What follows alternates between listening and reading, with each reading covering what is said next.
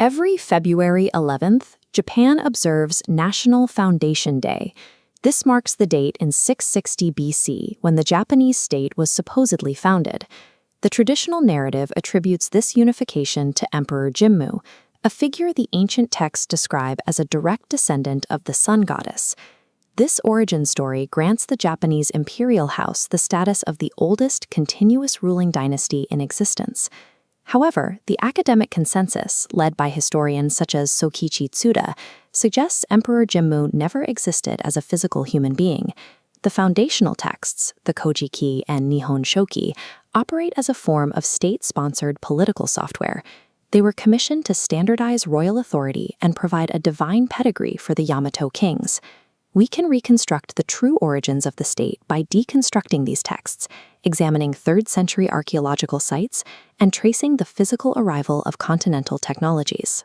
Examining the mechanics of a national myth reveals the actual political engineering required to turn a collection of chiefdoms into a unified empire. The official chronicles record Emperor Jimmu's lifespan at 127 years. In an era where average life expectancy rarely exceeded 40, this number stands out as a clear biological impossibility. This pattern of fabrication extends to the next 8 rulers, a group known as the Keshi Hachidai, or the Missing 8. While the texts provide names and genealogies for these 8 generations, they record no historical events, decrees, or specific achievements for any of them. They exist as silent placeholders between the grand mythology of the first emperor and the documented administration of the 10th. The Yamato state needed to age its lineage to compete with the ancient prestige of the Chinese dynasties they were beginning to encounter. To achieve this, compilers used the Boying calendar, a 60-year cycle, and projected these cycles backward to anchor the state's beginning centuries before its actual formation. These first 9 generations serve as a temporal buffer, stretching the timeline back to accommodate a manufactured antiquity. The historical record begins to solidify with the 10th ruler, Emperor Sujin. In the ancient texts, Sujin is referred to by the title Hatsu Kuni Shirasu Sumaramikoto. This translates to the first emperor to rule the state, a title that historically contradicts the claim of Jimmu's earlier founding. Using the Boying calendar cycles, historians date Sujin's death to approximately 258 or 318 AD. This places his reign in the same era as Queen Himiko, whose centralized authority was recorded by Chinese observers. This dating aligns Sujin with the emergence of the first truly centralized power in the Yamato region. Physical evidence for this transition exists at the Makimuku ruins, situated at the base of Mount Miwa in Nara. Excavations at the site have revealed an administrative center on a scale previously unseen in Japan. Archaeologists found urban planning and 5-meter-wide canals, proving the existence of a centralized government capable of managing large-scale labor.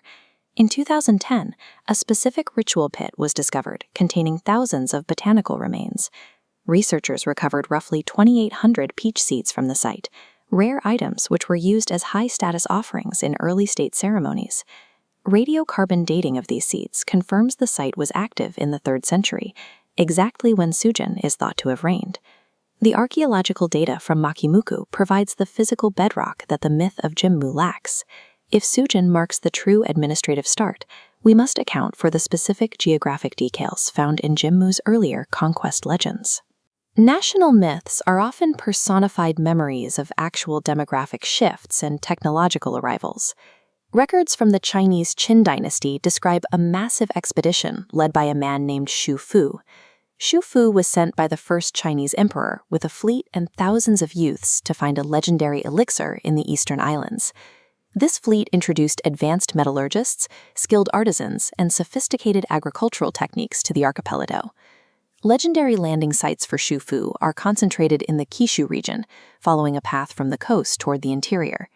These traditions eventually link Xu Fu to Mount Fuji, placing his legacy at the geographic heart of the islands.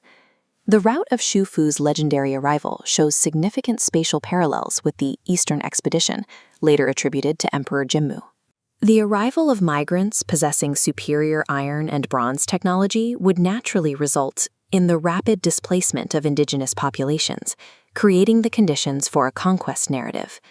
Over centuries, oral traditions often condense the arrival of many groups and their new technologies into the life of a single hero. This suggests that Jimmu's story may be a personified memory of the continental migrants who provided the technological foundations Suzhian would later use to build the state. We can now trace the development of early Japan from three distinct angles. The physical state centralized at Makimuku under Suzhian during the 3rd century. To stabilize this power, the Yamato court incorporated the cultural memory of the earlier technological migrations into their own story. They used placeholder generations to push their timeline back to 660 BC, creating a sense of ancient permanence. This process effectively synchronized the arrival of technology with the birth of the dynasty. While Jimmu is not a historical human, he is a highly effective piece of political technology, one that successfully anchored the longest continuous dynasty in human history. The Yamato state understood that to secure their future, they had to first manufacture their past. We can see the true scale of their ambition in the archaeology they left behind.